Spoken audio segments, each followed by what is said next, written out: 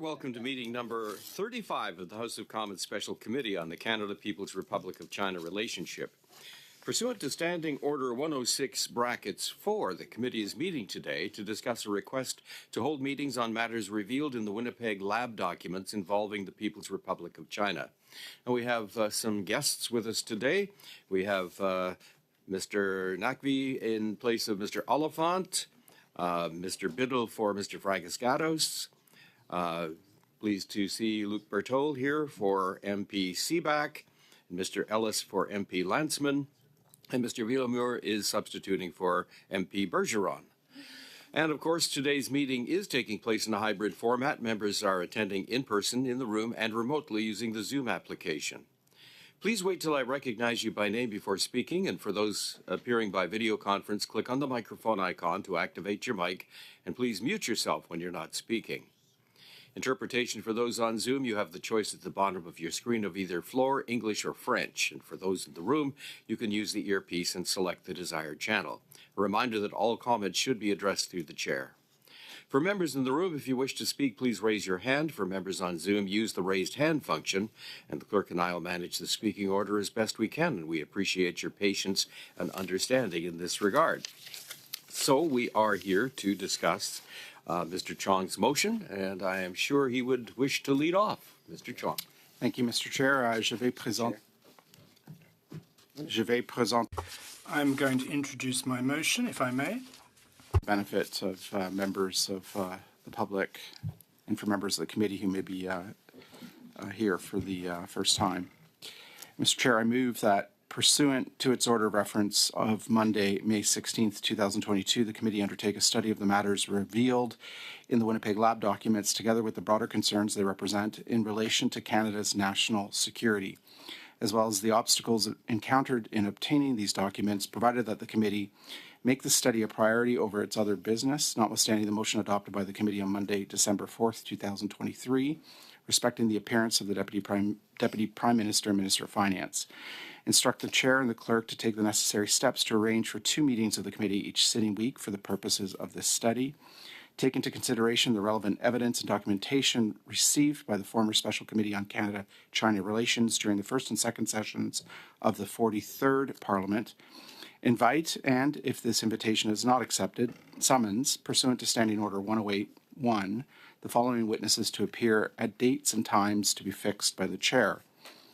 1. The Departmental Security Officer, Executive Director of Security, Public Health Agency of Canada. 2. The Deputy Minister of Health, Dr. Stephen Lucas. 3. The Vice President, Infectious Diseases Branch, Public Health Agency of Canada, Dr. Donald Shepard. 4. The Vice President, National Microbiology Laboratory Branch, Public Health Agency of Canada, Dr. Guillaume Poliquin. 5. The President of the Public Health Agency of Canada, Heather Jeffrey. 6. The Director of the Canadian Security Intelligence Service, David Vigneault. And 7. The Deputy Clerk of the Privy Council and National Security and Intelligence Advisor to the Prime Minister, Nathalie Drouin. Invite the following to appear on the dates to be fixed by the chair. 1. The Minister of Health, the Honourable Mark Holland. 2. The Minister of Public Safety, Democratic Institutions and Intergovernmental Affairs, the Honourable Dominic LeBlanc. And 3. Other witnesses whose names shall be provided by the parties to the clerk of the committee within 1 week of the adoption of this motion, and report its findings to the House. Thank you, Mr. Chair, for allowing me to move this motion. I'm just going to speak briefly to it so we can all have a say on this motion and get it to a vote. Mr. Chair, we finally got the documents relating to the Winnipeg Lab. My view is that this is the start of the matter, not the end. The collection of evidence is usually the start of a process, not the completion of it. And so really we're leaving off where we left 3 years ago when the Canada-China Committee in the previous Parliament asked for the Winnipeg Lab documents. I believe strongly that the committee is the right place to examine these documents, the right place to hold the government accountable, and the right place for us to hear from witnesses and to produce a report with recommendations. Mr. Chair, this is a grave and serious matter, as CSIS highlighted in its intelligence and assessment it's submitted to the Public Health Agency of Canada, which are contained, an assessment which is contained in the documents we received. It's a grave and serious matter because a government scientist clandestinely collaborated with the government and the military of the People's Republic of China and was paid clandestinely by the government and the military of the People's Republic of China without the government of Canada knowing. And so these serious national security breaches, I believe, warrant examination by a parliamentary committee. It's now been 4 weeks since we received the documents, which is the reason, Mr. Chair, as you know, I've called this emergency meeting so that we can make a decision, I hope, in favor of holding hearings on these documents. It took us 3 years to get the documents. It's now taken us 4 weeks for us to have a discussion about whether or not a committee should look at these documents. I think we should have done that almost immediately upon receiving the documents. So the motion in front of us will allow us to examine these serious national security breaches. It will allow us to examine the flow of information and intelligence within the government of Canada and to get answers to questions such as the following. Why wasn't this caught earlier than September 2018? Why did it take 10 months for the government to secure the lab? When the first red flag went up, according to the documents, the first red flag went up in September of 2018 when a patent was discovered to have been registered in the People's Republic of China, which is contrary to government policy and contrary to Canadian law. It then took 10 months for the lab to be secured on July 5th, 2019. In my view, an unacceptably long period of time for that to happen. We also need to examine why it took us 3 years to get the documents. The minister has indicated that it was up to public servants that made the decision on what information to release to the committee. We need to examine what is wrong with the information flow between the Government of Canada and Parliament, so that in the future, when a parliamentary committee asks for these sorts of documents, they're provided forthwith in a way that protects national security as we put in place 3 years ago and not 3 years. The motion also is to examine why the documents is also examine the flow of information within the government as it related to the most senior figures in the government, the ministers of health, the Minister of Public Safety, and the Prime Minister's office, to understand if the information flow within the government is working. At the end of the day, Mr. Chair, I believe we need to hold the government accountable on this. This saga started more than 3 years ago. The government defied 4 orders of the House of Commons and its committee. It took the Speaker to court, and it disposed of these 4 orders by the dissolution of Parliament, which, as you know, dissolved the 4 orders. And we cannot allow that to go unanswered and unexamined. And finally, Mr. Chair, I'll say there was a report just today in the news that a new level 4 lab is being proposed in Canada. Surely we need to study this matter at committee about the only existing level 4 lab and its security breaches before a new level 4 lab is stood up in this country that might pose security risks. So I think, I hope that members of the committee will support the motion, and I look forward to their views on it. Thank you, Mr. Chair. Thank you, Mr. Chong. So we'll have a speaking order, and for those on Zoom, use the raised hand function if you wish to weigh in on the matter. So we'll go back and forth on this one. We'll go next to Mr. Nakvi and then to Mr. Berthold. Point of order. I asked for before Mr. The chair is going to go back and forth. Mr. Speaker, I ask And, for and the... well, no, right to speak I before Mr. recognize Mr. Naqvi. Mr. Naqvi. Yes. So Point of Mr. order. Naqvi can go. And then you can go. You still have plenty of time. Mr. sir. Speaker, it's not a question of time, it's a question of opportunity.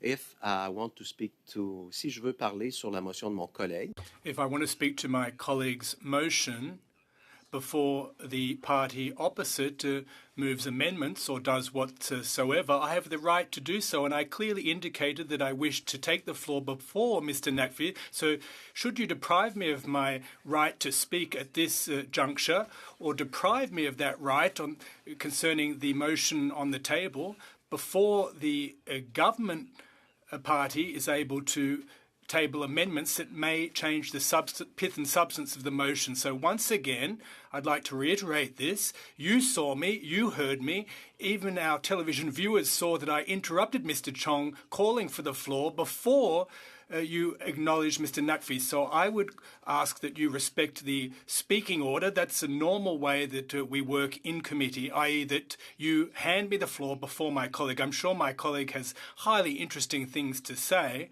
That said, I'm entitled to insist, Mr. Chairperson, that I take the floor now. The chair has the option to, to recognize people in the order that he sees them. I think that, we'll look at Mr. Naqvi and suggest that there's probably going to be amendments. So, Mr. Berthaud, I take your point that you wish to support Mr. Chong's motion before we get into, into looking at amendments. So, I will give you the floor, sir. merci beaucoup, Monsieur Hardy. Thank you very much, sir. And I really appreciate the fact that you've acknowledged how important it is to respect the speaking order. Mr. Chairperson, as I mentioned previously, I'm rising or speaking in support of the motion moved by my colleague Michael Chong about how important it is for this committee to undertake a study on the Winnipeg Lab documents that were just released 4 weeks ago regarding the Winnipeg Lab. As my colleague indicated, the fact that we now have those documents in our possession doesn't signal the end of this matter, but rather the start. In a previous legislature, we worked very hard to obtain these documents, documents that enable us to ask the real questions, the tough questions of those persons responsible. The upshot of this is that 2 individuals were expelled from a level 4 microbiology lab in Winnipeg. That is the highest level of security lab in Canada. And it's crucial that we be able to get to the bottom of this. All the more so since we learned in the newspapers this morning that another Lab 4 may become operational in short order. So we want to avoid what happened in Winnipeg, a recurrence of this at this new security level 4 lab. So we want to shed light on everything that has transpired and that has led the government to defy 4 orders of Parliament, Mr. Chairperson, regarding the production of documents. We have a Prime Minister who took the House of Commons to court, unprecedented in the history of Canada, and who went so far as to trigger an election to defy the order of Parliament to produce documents. Fast forward a couple of years and we now have those infamous documents in our possession. It's important, as my colleague's motion states, that we have an opportunity to review and study the nature of those documents and get a handle on why it took so long to obtain the documents, what those documents reveal, such that our national security has perhaps been jeopardised, Mr. Chairperson. So in the motion, it states that the committee should undertake a study of the matters revealed in the Winnipeg Lab documents, as well as broader concerns they represent in relation to Canada's national security, as well as the obstacles that I just alluded to that were encountered in obtaining these documents. I won't rehash the entire motion, Mr. Chair, but I do want to stress that there are 2 types of witnesses that we're calling for. Those who are invited or summoned to appear should they refuse to accept the committee's invitation to appear. Now, among the witnesses that would be invited, and were they to refuse it, to be summoned, we have the Departmental Security Officer, Public Health Agency of Canada, the Deputy Minister of Health, Dr. Stephen Lucas, the Vice President, Infectious Diseases Branch, Public Health Agency of Canada, Dr. Donald Shepherd, the Vice President, National Microbiology Laboratory Branch, Public Health Agency of Canada, Dr. Guillaume Poliquin, the President of Public Health Agency of Canada, Heather Jeffrey, the Director of the Canadian Security Intelligence Service, David Vigneault, and the Deputy Clerk of the Privy Council National Security Intelligence Advisor to the Prime Minister, Nathalie G. Drouin. Now, there's a second category. These individuals that are invited to appear at dates set by the Chair. One, the Minister of Health, the Honourable Mark Holland, I'll speak to that in a moment. The Minister of Public Safety, Democratic Institutions and Intergovernmental Affairs, the Honourable Dominique Leblanc, and other witnesses whose names shall be provided by the parties to the clerk on the basis of our discussions in relation to this matter. Of course, the committee will eventually report its findings to the House.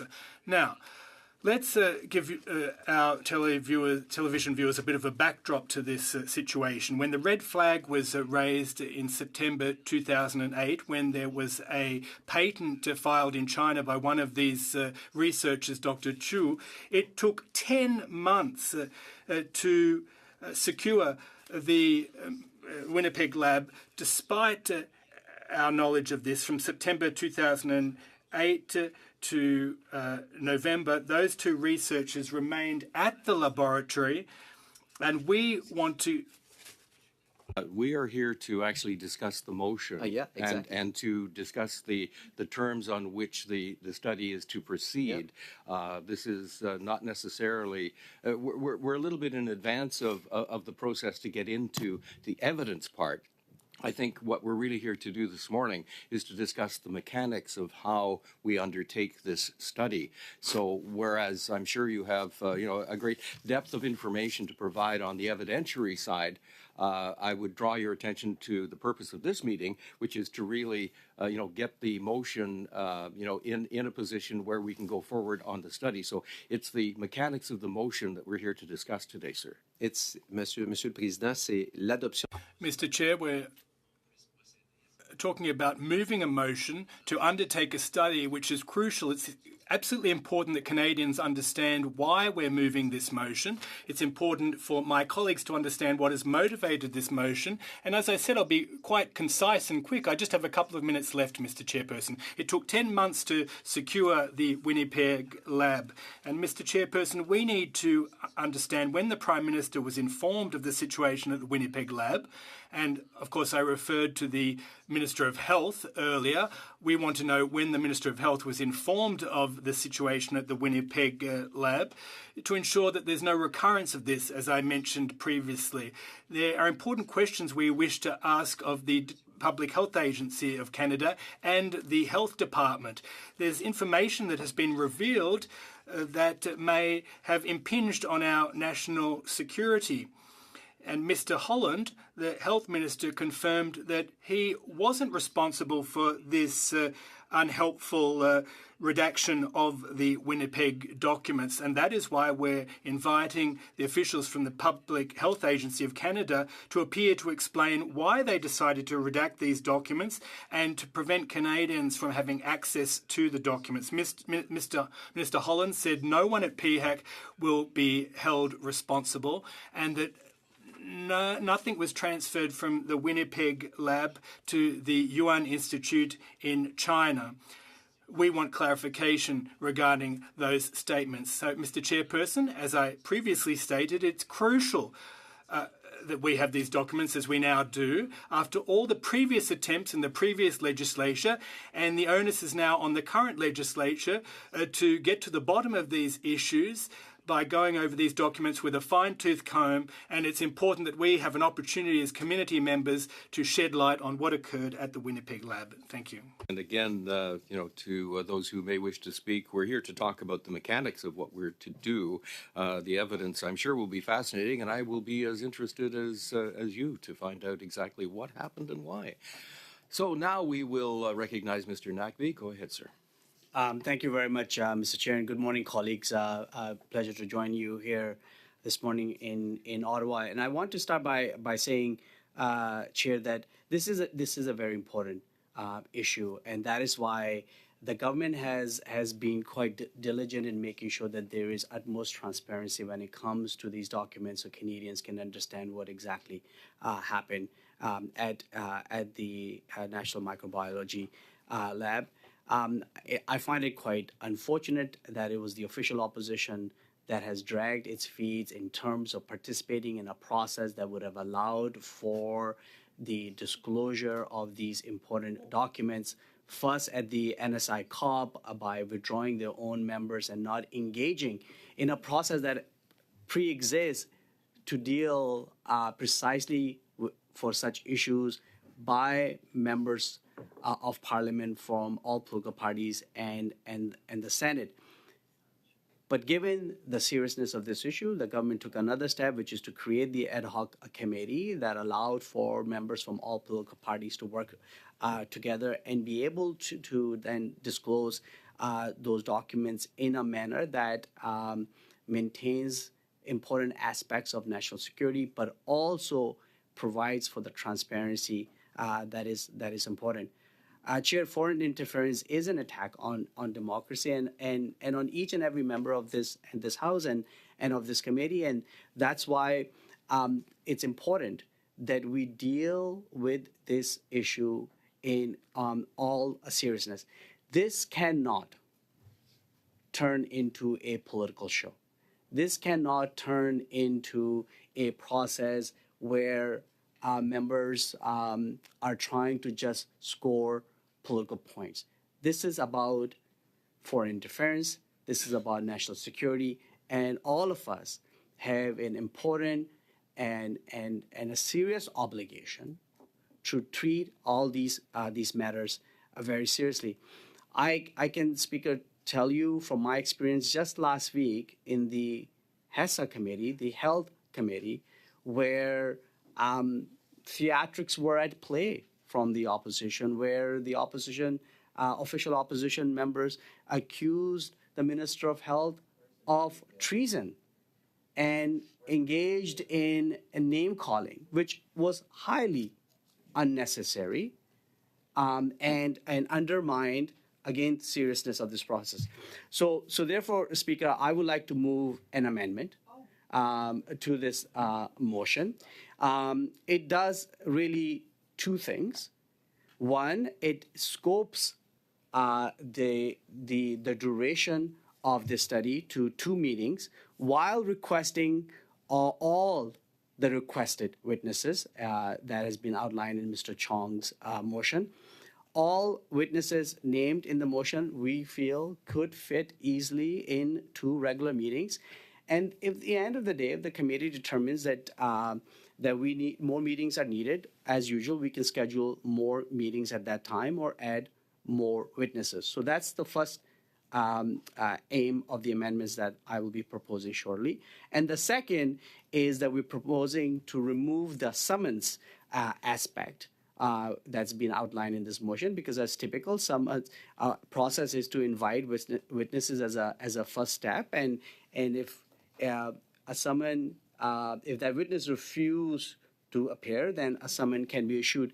There is no need to have that in place in the motion, and we expect that witnesses will appear willingly, given the seriousness of this issue. So, Chair, with this in mind, I would like to move the following amendment. They're not too extensive, so should be easy to follow for all members. Number 1, to insert after the words, to insert words 2 meetings after the words that the committee undertake are. Number 2, to delete clause B. Number 3, to remove the words, and I quote, "and if this invitation is not accepted, summons pursuant to Standing Order 108 sub 1 end quote, from Clause D. And lastly, to remove Clause E3. These are the 4 simple changes that we are proposing in this a motion. If chair likes and if members like, I can read the entire motion as it will read with the amendments, or I can repeat myself again. I do also have copies in English and French if you like me to provide them to you, which may make things a bit easier. All right. If I could, you. Mr. Naqvi, we'll need to process these one at a time, but I'm going to suspend for a moment so that copies in both official languages can be distributed and have an opportunity for everybody to read and get their head around what's being proposed. So I'll suspend for, let's say, 5 minutes.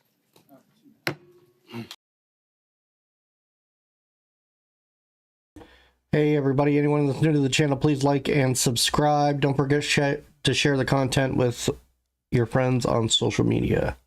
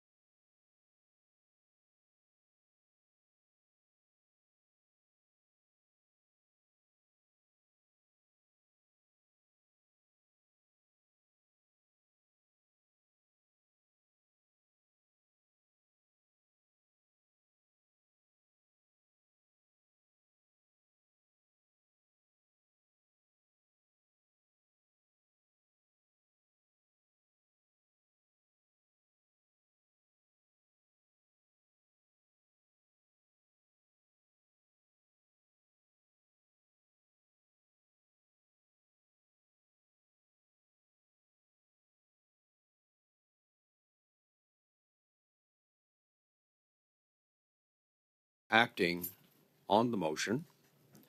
And I think it's probably best that we handle these one at a time. Ms. Lalonde? Monsieur le Président, Well, Mr. Chairperson, listen, I don't want to get into a debate on this specific topic, but I firmly believe that given that these amendments were presented in an order that was easy to follow, I think that in order to save time, perhaps we could look at them all together, Mr. Chairperson, rather than one at a time. And of course, I have a lot of respect for you, Mr. Chair, so I don't want to take your prerogative, but nevertheless. Monsieur Villemar? Monsieur le Président. Thank you, Mr. Chairperson. With all, I respect my colleague, but I'd like to go through these amendments separately. I'm a replacement member on this committee, so I'd like to have an opportunity to look at things in detail. Very good. So that's, if that's the will of the committee, then that's the way we will proceed. Now, I do have a speaking order then on the amendments. We'll start with the first one, Mr. Chong. Thank you, Mr. Chair. Just to be clear, we're on so you've broken it into 4 amendments, is that correct? That's correct. Okay. So we're on the amendment that would strike Clause A, is that correct? I believe it's to include 2 meetings. 2 meetings, okay. Yes. Thank you, Mr. Chair. So that, So I'll and speak recognizing that normally we set a number of meetings. Yes. So I'll speak to that amendment. I do not support the amendment. 2 meetings is not sufficient to examine this matter. Thank you, Mr. Chair. Right, Mr. Villemar?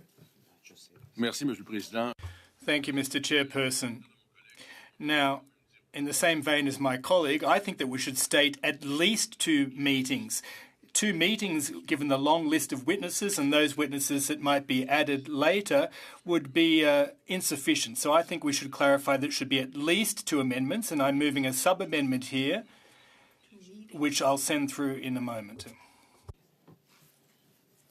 I think that the sub-amendment is fairly clear, just to include the words "at least 2." I would look to Mr. Nakvi to see if he would recognize this as a friendly amendment. If so, then we can dispense with that. Mr. My sincere apologies. I missed Mr. Mr. Villemar is suggesting that we add the words "at least 2 meetings." So that's a sub-amendment to your amendment. Can you just give us suspend for 1 minute? Give me Sure. a moment to Yep. just thank you.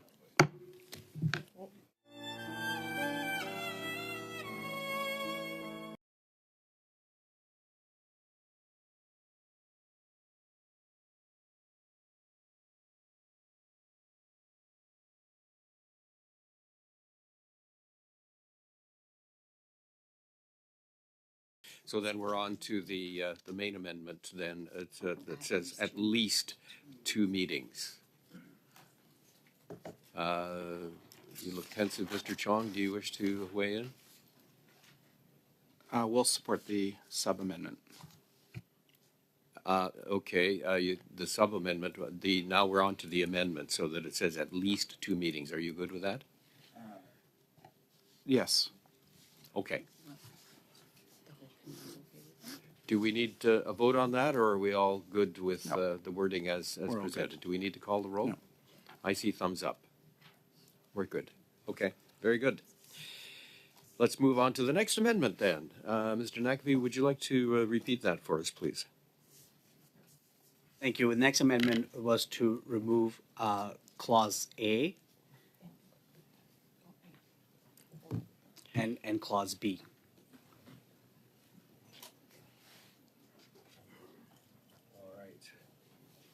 So removing Clause A and Clause B. We'll take them both. Mr. Chong. And thank you, Mr. Chair. I don't support this amendment. Removing Clause A would have the effect of not making these hearings a priority. I believe these hearings should be a priority. We've waited 3 long years to get these documents and to continue and to examine this matter. And so I think it should be a priority. And secondly, I don't support the amendment because I believe we should be meeting twice a week. House of Commons administration has indicated that there are the technical resources and human resources available to meet twice a week.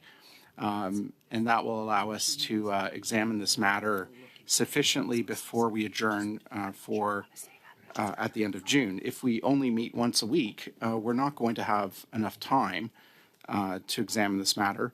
And so I would like us to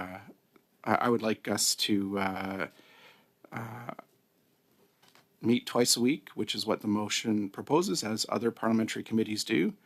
And I would like us to keep these hearings a priority of this committee. So I don't support the amendment. Thank you, Mr. Chair. Mr. Chong, just for clarity, our current meeting is 3 hours long on Monday evening. Are you proposing 2 3-hour meetings per week? No, Mr. Chair, I'm proposing two 2-hour meetings a week, and I think that would be better for members' schedule as well. So we'd meet from 6:30 to 8:30 on Monday evening, and then again from 6:30 to 8:30 on Wednesday evening, allowing us on Monday evening to get home before at a more reasonable hour. So that's what the motion is proposing. And not so great detail, gives you, Chair, flexibility to determine the exact time of the meetings, but that's what I would propose, Mr. Chair. But just to finish, I don't support the amendment because it would have the effect of not making these hearings, this study, a priority, and it would have the effect of us only having a chance to meet once a week. And as you know, the calendar over the coming weeks is full of constituency weeks. Very good. Mr. Smith, your hand is up. Thanks, Chair. I don't really have an issue with this being a priority. That seems fair to me. It would also make sense that we accommodate the Deputy Prime Minister and Finance Minister and Finance to attend, and I don't know that this needs to get in the way of that. But regardless, I have no real issue with A in terms of making it a priority. I don't really see the need right now, and it may be that the need arises later, and I appreciate what Michael's saying, but based on the text in front of us, the witnesses in front of us, the idea that it's at least 2 meetings, it's kind of incomprehensible that we'd be talking about jamming 2 meetings a week at this moment. I would think we would start this study and come back to this. If the 3 hours a week is insufficient, we could revisit it after a couple of 3-hour meetings. I see no reason right now to jam all of our schedules unnecessarily. All right. Seeing no further oh, yes, Mr. Villeneuve. Merci, merci, Monsieur le Président. Thank you, Mr. Chairperson. Well, despite the fact that this study is important, look at how much time it's taken us to get to this point. And I don't want us to lose sight of the fact that we have other work to do. And I'm looking at the analysts as I speak. There's the Indo-Pacific strategy that's almost completed, that study. And the Taiwan government, 1 hour. Minister Freeland for 1 hour. This is important, of course, and I don't want to further delay these meetings, but I think that this would give the analysts time to do what they need to do, and that would be reasonable. I'd like to leave the chairperson the leeway to join the dots here, but this is important, and I was on the ad hoc committee, so I understand the import of this particular issue, but I don't think that whether it's 1 or 2 meetings will make much of a difference. We don't want to, in fact, completely set aside all the other studies, but I do want to proceed as quickly as possible. So, but that said, I would vote in favour of this amendment. All right. Are there any further interventions? We best take the roll on this one, Madam Clerk. So we're actually then voting to delete A and B, to be clear. All right. Go ahead. Yes, Mr. Chong. Just can make a last pitch to have 2 meetings a week.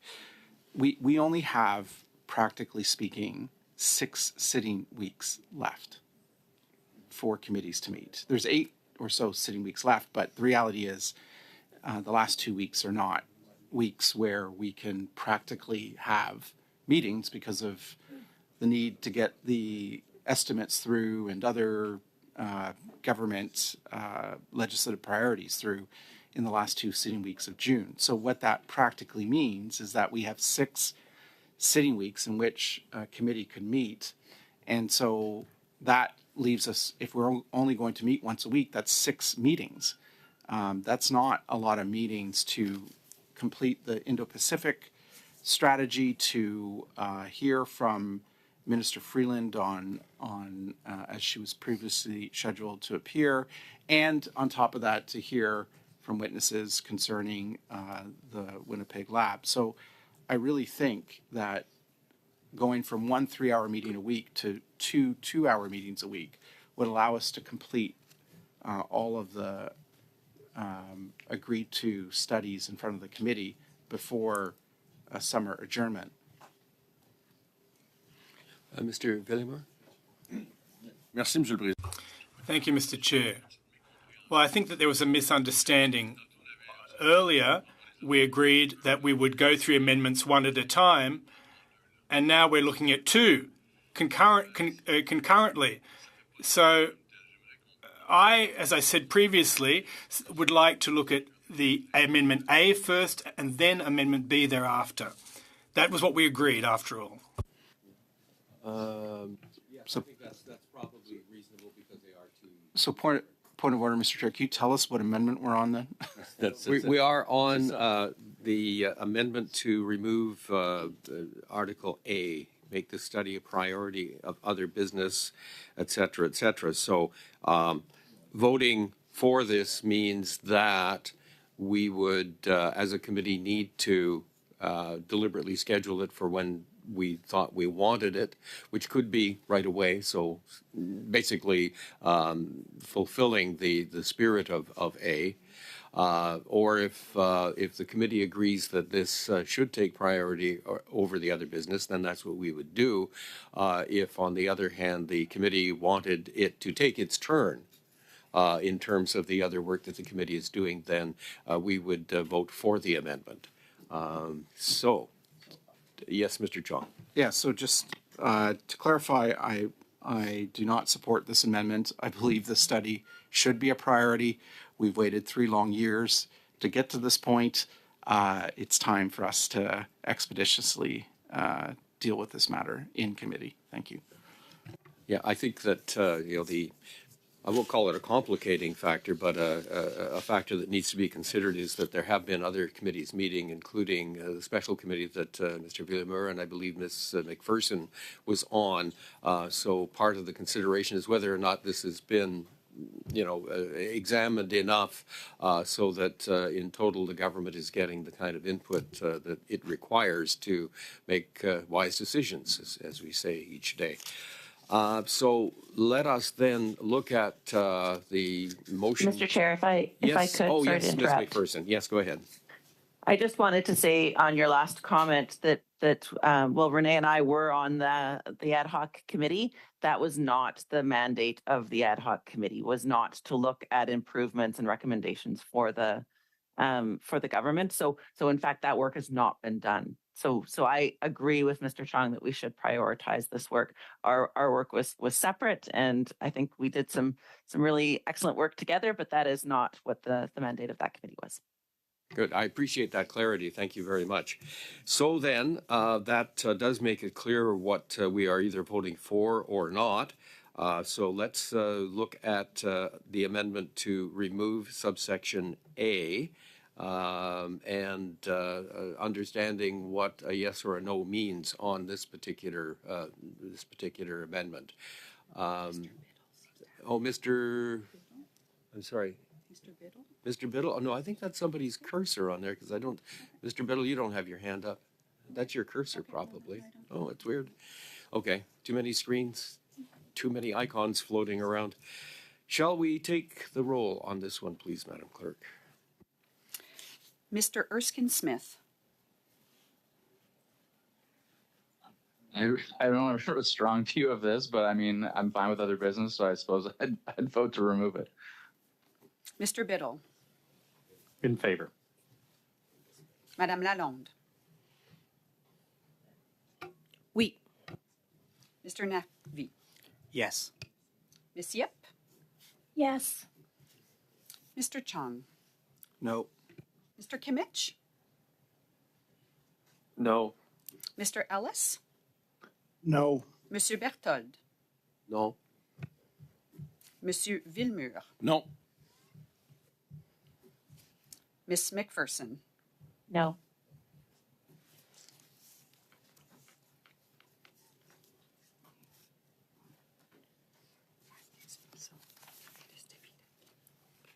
So it's 5 yeas, 6 nays, so that amendment is defeated. We will now go on to amendment number 2, which is to instruct the chair and the clerk to take necessary steps to arrange for 2 meetings of the committee each sitting week. Mr. Chong has clarified this to be 2-hour meetings per week. The amendment suggested is to remove this this particular part of the motion. So again, anybody speaking to that, Mr. Chong? Yes, thank you, Mr. Chair. The reality is that there are 9 sitting weeks left. The last 2 sitting weeks are not possible, practically speaking, to have meetings. So that means there remains 8 weeks. Our track record on this committee, because of House votes, has been that 1 out of 3 meetings has been canceled. So what that really practically means is that out of the 8 sitting weeks where we potentially have a Monday evening meeting, that likely we would only have 5, maybe 6 slots for meetings if we stick to once a week on Monday evening. And that's not, in my view, sufficient time to deal with all the matters in front of the committee, including this study, if the motion is adopted. So I think going to twice a week will ensure that we will have sufficient time to complete the business of the committee. It's only 1 extra hour a week, going from 3 to 4 hours a week. It's what every other committee on the Hill does, 2 2-hour meetings a week. And so I encourage members to defeat this amendment. Thank you, Mr. Chair. Mr. Naqvi? Thank you, Chair. I think this amendment really makes sure to build on Mr. Chong's point that this issue is a priority and that we need to deal with this issue as quickly as possible to stay with the regular schedule of this committee, which is 3-hour meetings per week. We have just all agreed that there will be at least 2 meetings to study this matter. So that's 6 hours. We're of the view that that is sufficient time to go through all the witnesses that are listed in this motion, and that will allow for the committee members ample time to appropriately review the depth and scope of this matter. Given everyone's schedule, given the resources at the House of Commons, having 4 hours of meeting per week, it's unnecessary given the fairly generous schedule that this committee has of 3 hours per week of meeting. So again, it's coming from the spirit of ensuring that this matter is dealt with as quickly as possible, that there's as much as transparency as possible. That's the stated purpose by which Mr. Chong has brought this amendment and this motion. And this amendment makes sure that we continue with the regularly scheduled time, which fits in everybody's schedule who are members of this committee, and deal with this matter over the next 2 meetings expeditiously. Thank you. Thank you. Ms. Yip? Thank you, Chair. Given that A is still in the motion to make this study a priority over its other business, I don't think we need to have B because it's already prioritizing these meetings, so we don't need to take on extra meetings. And I think that having 3 hours at a time really gives us a chance to delve into a subject in terms of its time frame, 3 hours of straight looking into the matter, whereas breaking it up into more meetings may lessen that intensity. And I just feel that A does address it. And as Mr. or Monsieur Villemure has suggested, there's still other studies. We have to finish the Indo-Pacific strategy as well as there's that Taiwan study. Thank you. Mr. Villemure. Merci, Monsieur le Président. Thank you, Mr. Chairperson. I'd just like to borrow from what Mr. Naqvi just said. We need to proceed rapidly, I agree, but we have to do it properly, and Mr. Chong's proposal strikes me as reasonable. There are just so many things to delve into here. I don't think that we can do right by the Canadian public in terms of their trust in our public institutions after becoming aware of the report and its the final version of the report. I think it strikes us that there are serious misgivings and concerns here. And I don't think that we should waste our time discussing whether there should be one additional hour or 1 hour less, given the level of faith that's currently in our government. And I support Mr. Chong's amendment. All right, seeing no further hands up to speak, yes, Ms. Lalonde. Monsieur le Président. Mr. Chair, listen, I'm speaking out loud here. I'm very confused, in fact, but having sat since the very beginning of this parliamentary session on the Canada-China Committee, yes, it is true that Monday evening from 6:30 until 9:30 is not always pleasant, given our already long schedules. But I'd just like to come back to what my colleague just said. Those 3 hours are useful to the extent that we can receive several witnesses in one single meeting. I'd also like to point out that we're right in the middle of one study. In fact, we've almost finished our Indo-Pacific study. But more specifically, Mr. Chairperson, I'd like to stress that on Mondays, since I came to Parliament, there have been votes. There are at least 1, 2, sometimes up to 10 votes on a Monday. And as a member of Parliament who represents Orleans, I of course, it's a point of honour for me to participate in those votes. But that means that the 4:30 committees, the 5:30 committees are at 6:30 p.m. So we have our Monday time slot right through till we adjourn in June, and we can review this after the summer. But I'm just trying to understand what Mr. Chong is getting at here. Is it that he doesn't want to have the Monday meetings? Does he want those to be cancelled? We know that we have so many votes on Wednesdays that will make it really difficult to sit as a committee then. Whereas on Monday, for the most part, we are able to have a fulsome meeting. And as I said, there's the motion on the Indo-Pacific. And I'd like to congratulate you, Mr. Chairperson. Over the past couple of weeks, we'd heard from extraordinary, wonderful witnesses, and we're really sinking our teeth into a study here, and we're almost have almost finished it. So in no way am I casting aspersions and saying that this motion is important, and it behooves us to look at us. But I don't think we should upend our committee schedule in this particular session, because we won't be able to complete any of our studies at that point. Recognizing, and I have speaking order now, Mr. Smith, Mr. Villemure, and Mr. Chong wishing to speak. I should also, though, mention at this point that it isn't guaranteed that we would have the House resources, notwithstanding the fact that the original motion setting up this committee gave it priority over just about everything else. It doesn't over votes and other things, of course. But we're not guaranteed that we'll actually be able to have those Wednesday meetings. So again, I have Mr. Smith, Mr. Villemure, and Mr. Chong. Mr. Smith, go ahead. Thanks, Chair. So I said this earlier, and I'd be interested in Michael's thoughts on this, because at the end of the day, I look at the list of witnesses in this motion. That's barely, I mean, 6 hours is going to accomplish those witnesses and then some.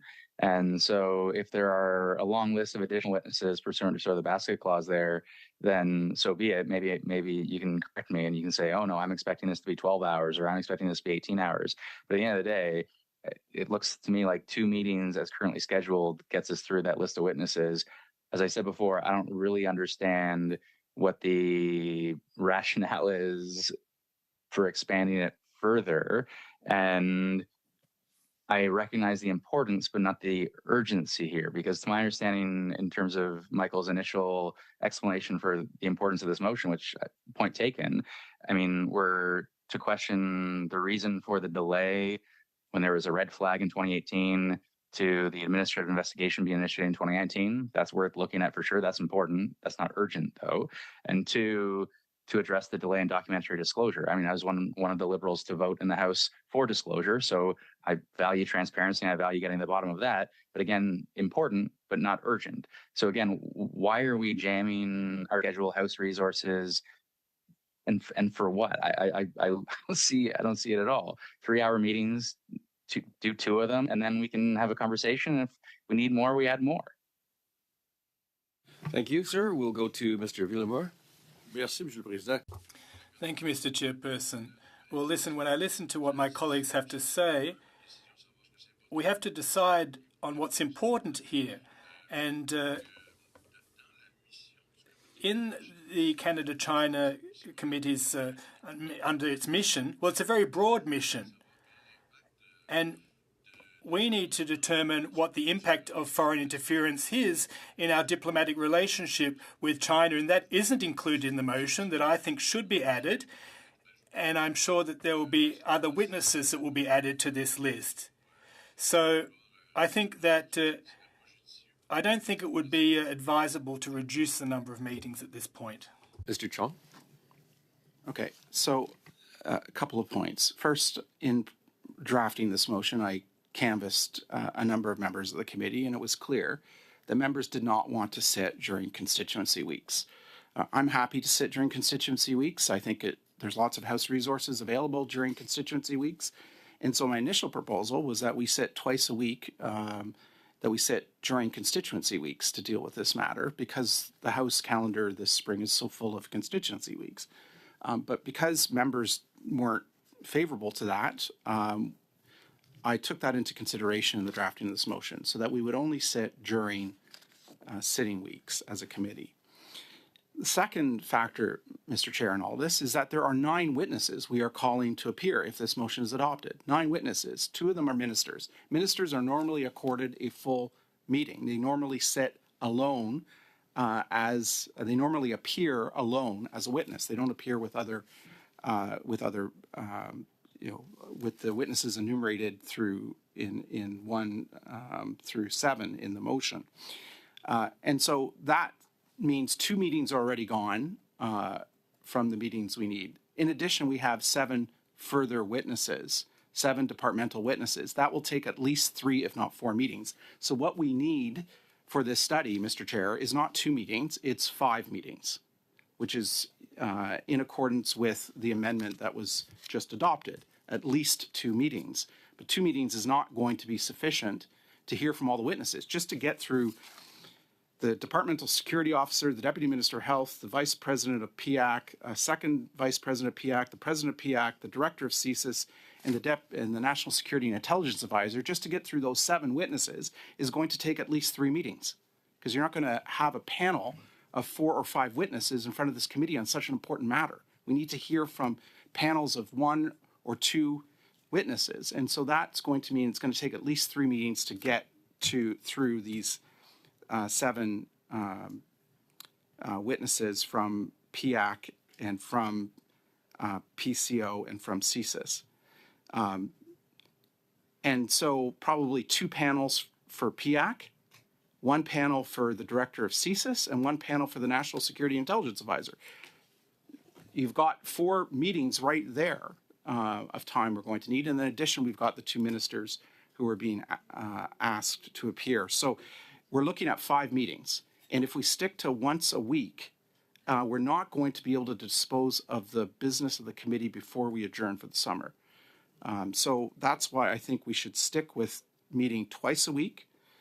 It will allow us to get through this study, to hear from witnesses, and to also dispose of other matters in front of the committee. Thank you, Mr. Chair. I would point out that generally speaking, when we invite a minister to appear on a panel, the minister is normally around for 1 hour. It's usually not more than that. They usually bring officials. I'm just speaking, in general terms. Normally ministers, when they're asked to appear for a 2-hour slot, an hour and a half to 2 hour slot is dedicated. Normally what happens is the minister appears for the first hour. They do not appear alone. They appear with their That's what I was in the process of saying, Mr. Chong. Yeah. That's when. Allow me to conclude the in our a loose rule that we followed is that we try to have no more than 3 people on a panel, because each would have their 5 minutes, and that gives time for a couple of rounds.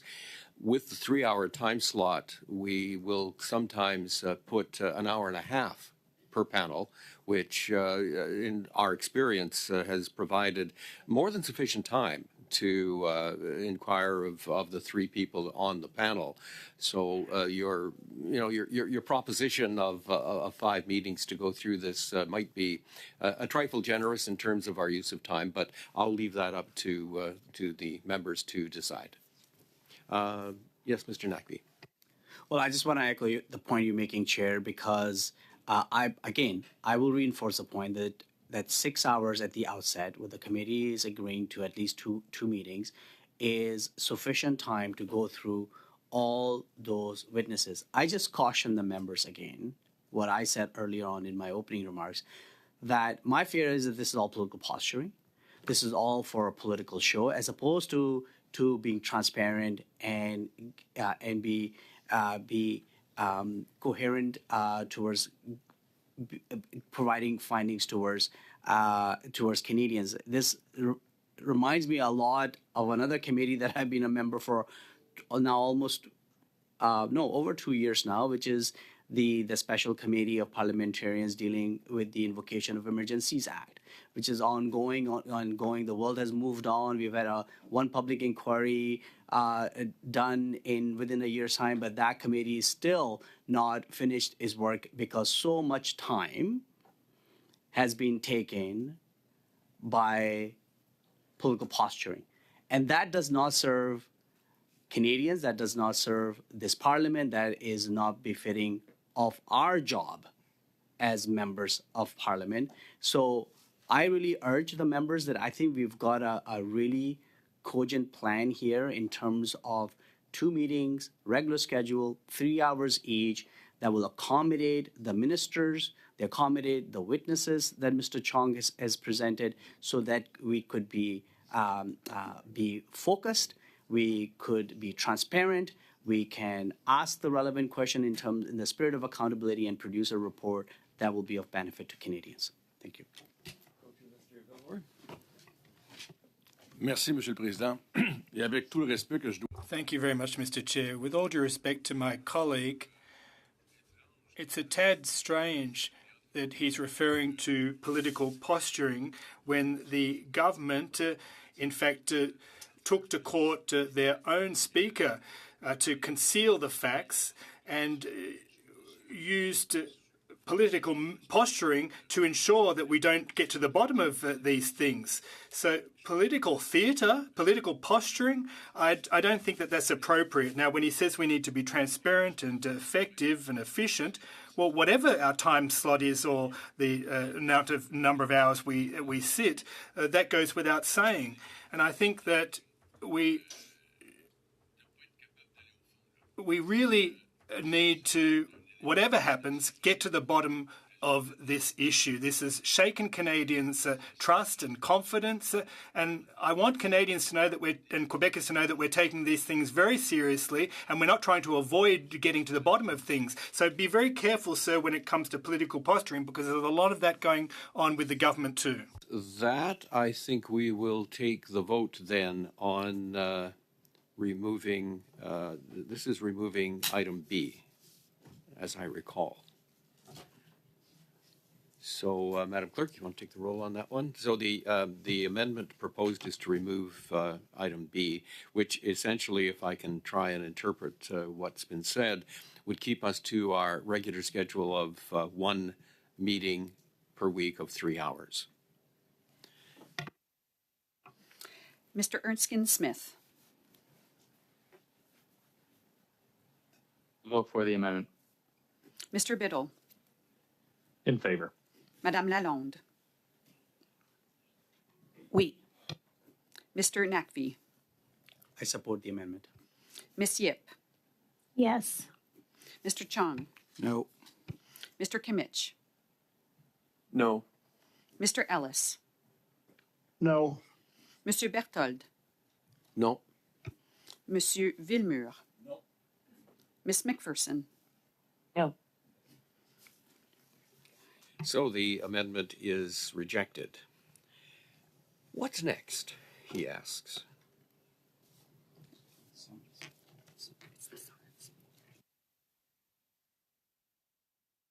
So it goes down to section D, and just remove the notion of the summons per Standing Order 108.1, is that? Yes. 108.1.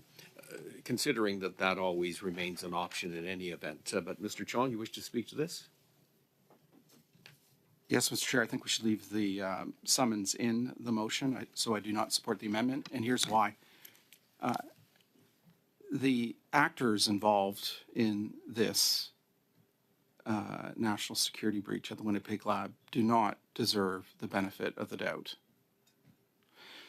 When we examined this matter in the last Parliament, we did so in good faith as a committee, and every step along the way, the individuals involved in this matter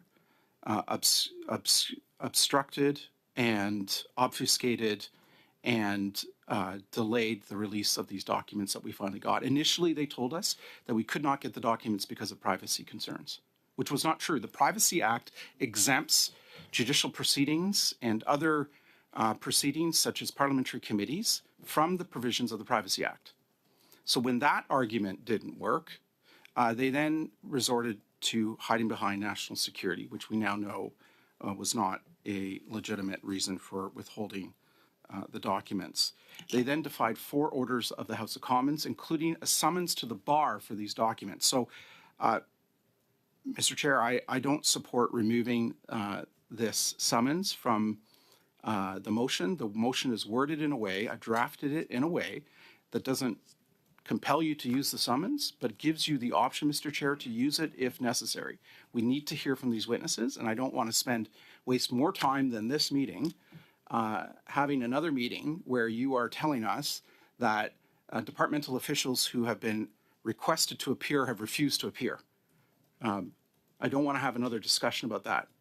I'd like us to adopt this portion of the motion as is, so that if a witness says to you that they're not available, that you can actually issue a summons so that they will appear, because it's high time that we get answers on these matters, and so I don't support the amendment.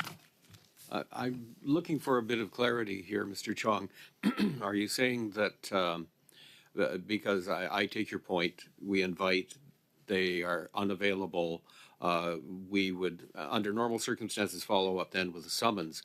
Are you suggesting, I don't want to put words in your mouth here, that we just go with the summons right off the top? No, I'm saying that you invite them to appear as chairs normally invite witnesses to appear, that you extend them the courtesy of being flexible about when they might appear, as chairs normally extend that courtesy to. But if a witness refuses to appear, that you then have the threat of telling them that you are empowered to summon them.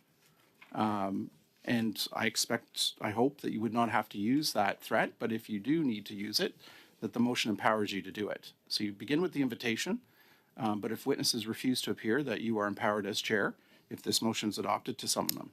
So that's essentially formalizing what we would do anyway. Yes, but without wasting any further time on this matter, because I think we've wasted a lot of time. Okay, fair enough. Mr. On Nagby? procedure to get to this point. Thanks, Chair. I think Mr. Chong just admitted the fact that this part is a bit redundant because that power already exists. You don't need to state that in this motion. I've again remember in the past debating members on whether or not we should have a line about taking oath before they appear before the committee. I mean, this is not the United States of America. There are certain conventions, there are certain rules that are already in place in our parliamentary procedure. The power to summons, if a witness refuses to appear, lies with the chair, is within the standing order. You need not to state that in this motion. I think the function of this committee, like all other committees, will continue to function appropriately with or without this motion. So that's why with that particular clause, I think it's it's quite redundant, and we should not have it in this motion. Mr. Villemur. Thank you, Mr. Chairperson. Well, listen, despite the fact that it is in the standing orders, it's my understanding of what Mr. Chong said that he would prefer that the chair, or the motion calls on the chair to summon witnesses if necessary. If there are several witnesses that don't want to appear, we wouldn't have to vote on each and every occasion. We would be more efficient, and they would be summoned to appear automatically. And in the wording of the motion, well, that does have a bearing on what witnesses will do when they might be thinking twice about whether deciding to appear or not. So I'd support what Mr. Chong has said. It seems reasonable. And just because I agree that this is in the standing orders, but we shouldn't have to go over this with each and every witness. I guess as chair, I'm looking at kind of the practical application of this. Let's a scenario. We make an invitation. The response we get is inconclusive. They're not sure if they're available or not. I guess I would look for a bit of advice from the committee as to what would then trigger the summons, which exists, as Mr. Nagby pointed out, it exists anyway. So I'm just help paint the picture for me as to when I would actually take that step. Mr. Villemur first, and then Mr. Chong. Merci, Monsieur le Président. Thank you, Mr. Chair. Of course, I don't want to usurp your authority in any case whatsoever, but listen, the way I see things is this. The witnesses are invited to appear first, and for their own reasons, they decide to refuse to appear. Now, at that point, you'll look at the particular context, as will members of the committee. For example, if we invite a woman who is giving birth, well, that person can't appear. But I don't think we should have to relitigate this each and every time, that we have to vote on it each and every time. So we would defer to you in that sense. You would be the one who would send the summons in taking into account the context, etc., etc. So we're not talking about doubling anything up here, a duplication of the standing orders. We're just making this known in advance, and that would give you the leeway to act as you see fit. Of course, we hope that the witnesses will accept the invitation. Mr. Chong? Je suis d'accord avec... I agree with my honourable colleague. I think that there may be a situation, for example, where a witness, an official, tells us that they're not available to appear before our committee. Or maybe they'll offer up some kind of excuse or pretext. And were that to occur, you would be empowered, Mr. Chairperson, under the terms of this motion, to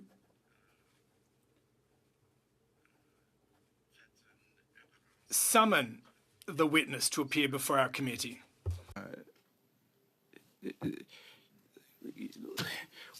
In your time as chair, Mr. Chair, there have been witnesses who have indicated that they're not available to appear, that they don't want to appear. And so this empowers you to use a power that you have, when authorized by the committee, to issue a summons for a witness. And so I don't want to have to move if we don't adopt this summons in the motion, if we don't adopt this language in the motion, we are going to then have to have another meeting to move a motion to empower you to summons a witness. And so we're here discussing, as you said at the outset of this meeting, the procedure, the mechanics of how this study will unfold. And so it gives you the option of issuing a summons so that we don't have to go through this process again at some future date because the witness has decided that they don't want to appear. Often departmental officials will say, well, the DSO is not going to appear, but the president of PIAC is going to appear in their place. Well, we don't want that. We've enumerated a list of 7 departmental witnesses that we would like to hear from. And so we want to hear from each and every one of those witnesses, and we don't want to hear from another witness in lieu of that witness. And so this motion makes it clear that you are empowered to invite those witnesses. If they don't want to appear, you are empowered by the committee to issue a summons. Thank you. I appreciate the clarity. Thank you. Mr. Patrol? Rapidement, Monsieur le... Very quickly, if I may, Mr. Chair. This clause will have a dual effect. First, it will give you the permission, the authority to act. And second, it will be a clear indication to witnesses that what's occurring in this committee is serious and grave. And if you don't accept the invitation that you kindly make to them, that they will be summoned to appear before us. We've seen this in a previous situation. The House is seized with a matter of privilege to hear from a witness. The witness refused to respond to parliamentary questions. Parliament is serious, and I think that by passing this clause in this motion, Mr. Chairperson, this will send a clear signal to witnesses on the one hand that we want to hear from them and that we're going to hear from them. And that's what's important, Mr. Chair. Thanks, Speaker. I don't want to belabor the point. I think it's just a bad precedent. From a parliamentary procedure perspective, to have something like this in a motion when something like this exists in standing order. It's just the optics is bad to tell potential witnesses that if they don't show up, they'll get an arrest warrant against them. I mean, it's just not how we function in our system, in our parliament. And so I'm looking beyond this particular study. I just don't like the precedent. Just like I stated, the precedent of requiring that witnesses take oath. I mean, that's not the message we send when they're standing, appearing before a parliamentary committee. Any case, I just wanted to get that off my chest. Made my point. I suggest, in the interest of time, this is almost have taken 90 minutes now going through this. We've got only 2 votes left. If we can take the 2 votes together and move on with that day and start preparing for the study. Thank you. Mr. Villemur. Merci, Monsieur le Président. Thank you, Mr. Chair. Well, I agree with what my colleague is saying about creating a precedent. I'm not a regular member on this committee. I've been a regular member on the Ethics Committee, however, and there is an increasing trend of witnesses that don't wish to appear and they don't give any reason or pretext. And this wasn't the case previously, but increasingly it seems to be the state of affairs. It's sad, it's unfortunate. If we have to create a precedent here, well, let's create a precedent because the context itself has changed. Just as, sorry, let's have, okay. I have seen, just as a participant in other committees and occasionally sitting in, there is a sentiment out there just to sensitize you all to this, that sometimes the treatment of witnesses at committees has probably created misgivings about attending.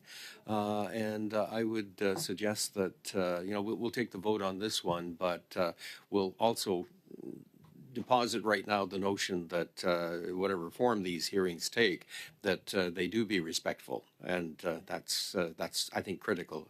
Last word to you, Mr. Villemur, then we'll take the roll. Merci, Monsieur le Président. Thank you, Mr. Chairperson. And I subscribe to what you're saying. In some committees, witnesses have been treated as if they were the accused in a court of law, and that's not what should occur either. Of course, there is a lack of respect towards witnesses. We're seeing this happen increasingly, but we have to be respectful to the individuals concerned. And I finally reiterate my support for Mr. Chong. Let us, I don't see any other hands up, so let's take the roll on this one, Madam Clerk. Mr. Erskine-Smith,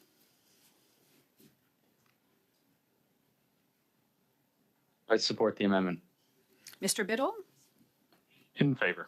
Madame Lalonde, Définitivement, oui. Mr. Absolutely, yes. Yes. Miss Yip, Yes. Mr. Chong, No. Mr. Kimmich, No. Mr. Ellis, No. Monsieur Berthold, No. Monsieur Villemur, No. Miss McPherson, No. And the amendment is defeated. Next, what's next on our list, Madam Clerk?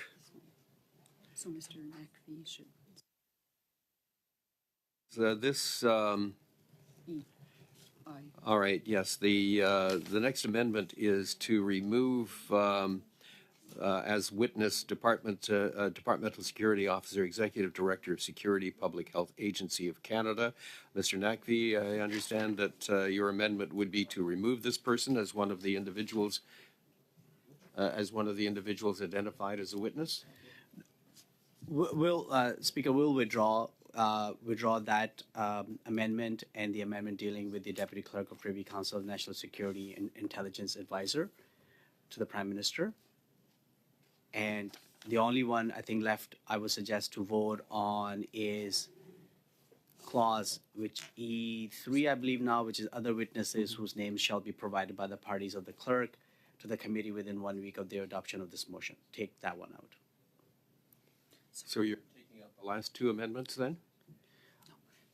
Or you're just First taking? two. First two. The first two. Oh, yeah. okay. So All right. So withdrawing those are gone. Yeah. So now we're down to section E, subsection 3. You're proposing an amendment to remove the other witnesses whose names shall be provided by the parties to the clerk of the committee within 1 week of the adoption of the motion. Yes. You're amending it to remove that? Yes. All right. Do you wish to speak to that? Absolutely. Again, I would say what I said earlier. This is to provide some definition and scope to this study. The list of witnesses is exhaustive. We're agreeing to that list. We've agreed now to have at least 2 meetings. We will be meeting twice a week as per what's been adopted in the committee. I think this list allows us to get to the bottom of the issues that we all want to discuss. There is no need to have this catch-all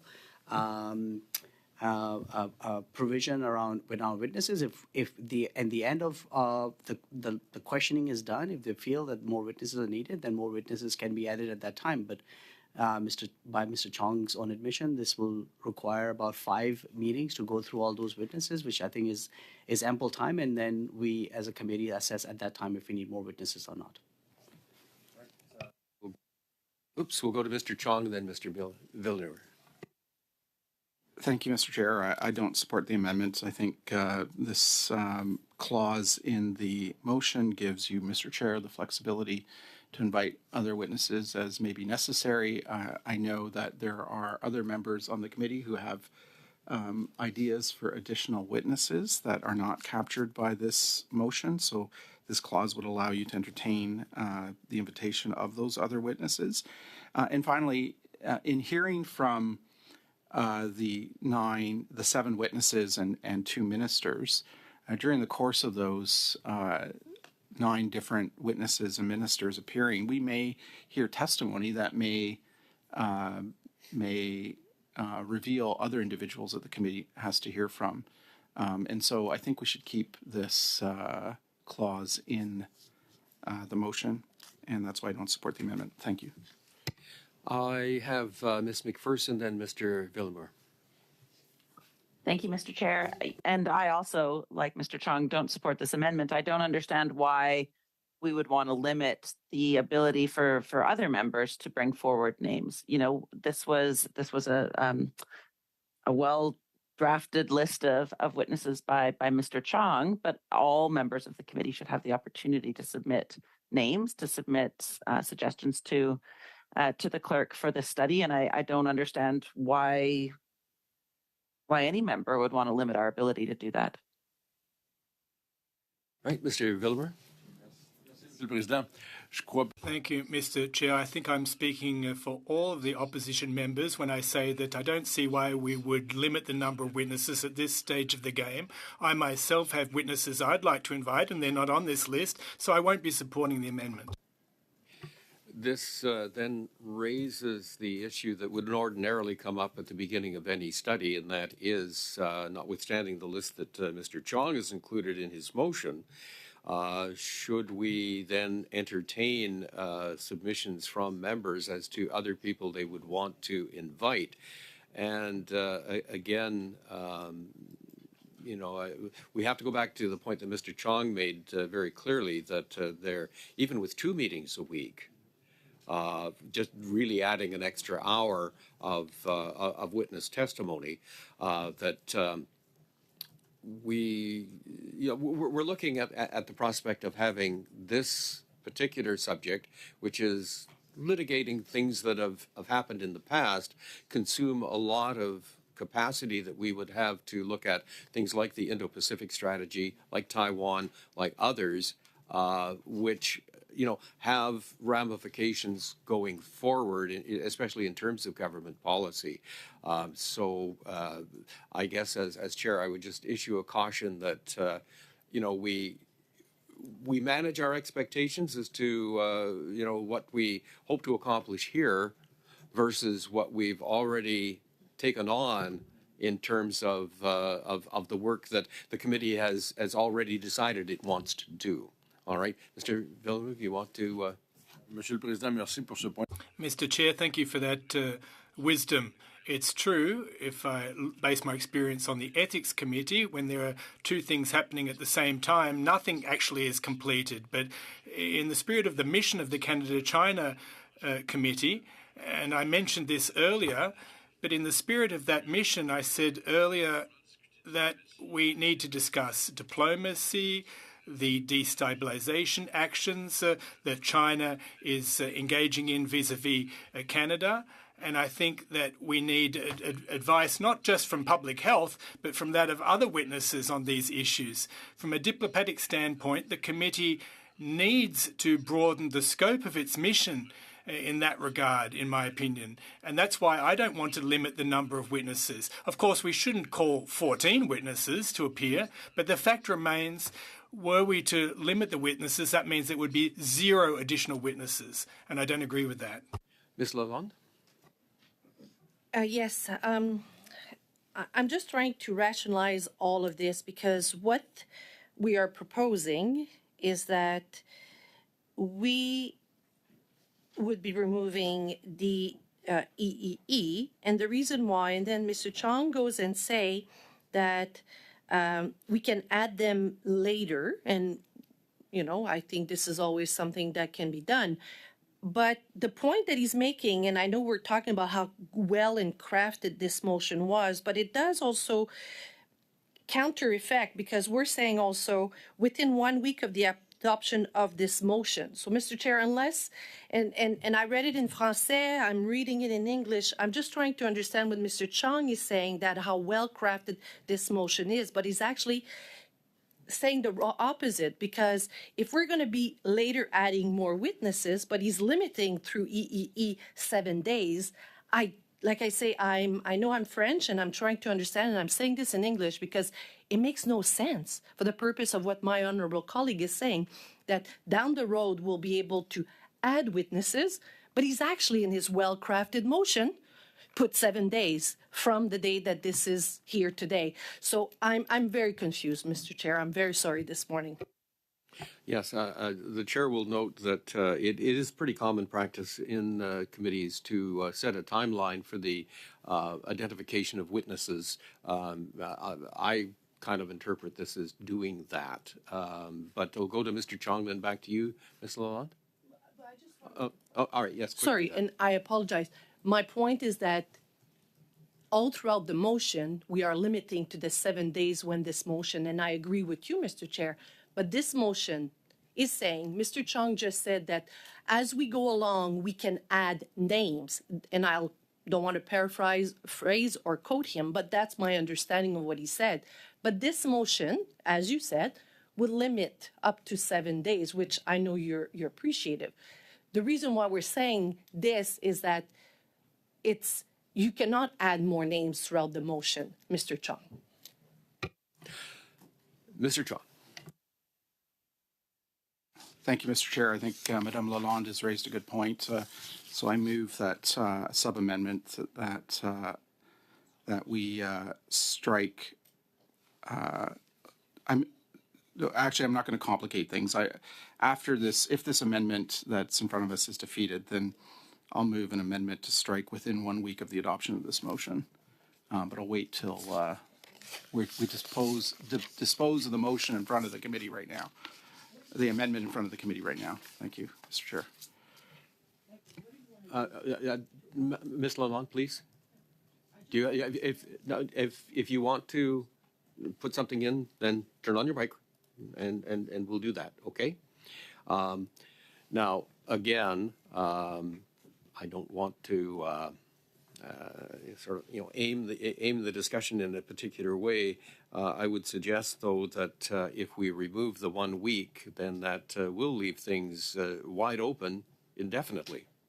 But there again, the committee, is the master of its own course of action, and certainly, in the interests of doing a thorough job, it'll be up to the committee to really monitor how things progress.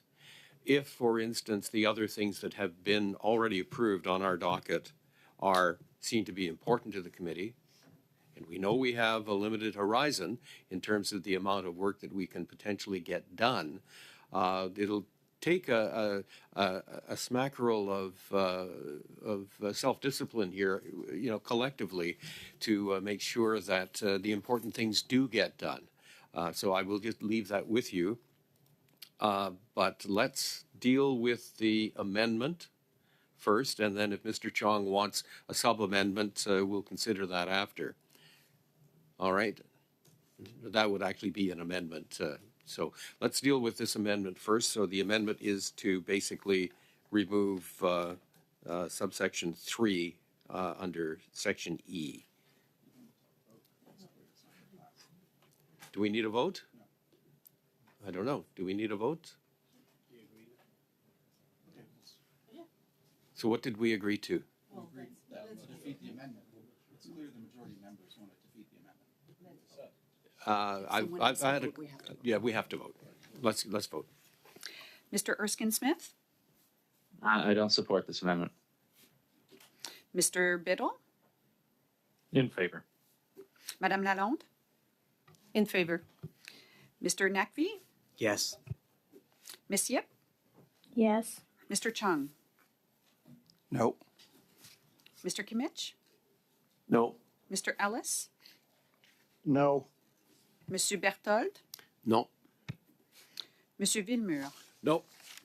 Ms. McPherson? No. Oh, I don't. We don't need the suspense. I think that the amendment has been defeated. Mr. Chong? Yeah, Mr. Chair, I move, based on the correct analysis by Madame Lalonde, that we strike in clause E3 the words "within 1 week of the adoption of this motion." That amendment will allow members a bit more time to submit witnesses if we hear from testimony that may lead us to other witnesses. Thank you, Mr. Chair. Any comment on this? Do you need a minute? Can Mr. Chong repeat the change again? Yeah. Mr. Chair, I move that in clause E3, we strike the following words: within 1 week of the adoption of this motion.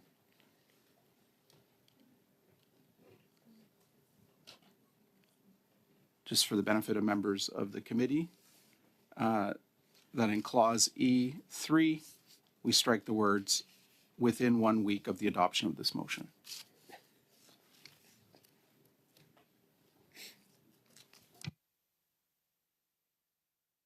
Any further comment? We're all on the same page then? Thumbs up, screen, you're all good? Okay, I think we have what we need then. So we then now need to go to the main motion as amended, because we did accept the first amendment with that at least 2 meetings, and well, we've all agreed that this last one is okay, but yes. So as amended, so we've at the start, the lead-in study of at least 2 meetings, and at the end, removing within 1 week of the adoption of this motion. So those are the 2 amendments that we have agreed to. We should now then vote on the main motion. Are we ready to do that? All right. Do you want to? How do you want to do? Do you want the roll here, or do you want to just do thumbs up, thumbs down? It'll be unanimous, so why don't we just do thumbs up? We did thumbs up. It is unanimous, so the motion as amended is adopted. And the chair very much appreciates the clarity and the collegiality here, as we work through the mechanics, but this will be a fascinating study, to be sure. Is there any other business? Now, I would suggest that this goes back to something that I've mentioned a couple of times.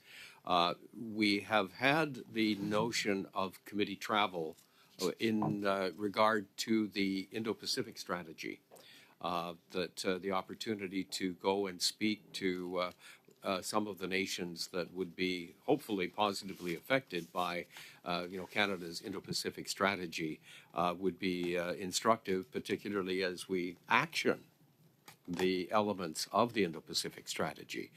So I want to leave that with you, because at some point we need to really tackle that and get deliberate as to what we intend to do in that regard. Mr. Chong, you wanted to add something? You're good? Anything else?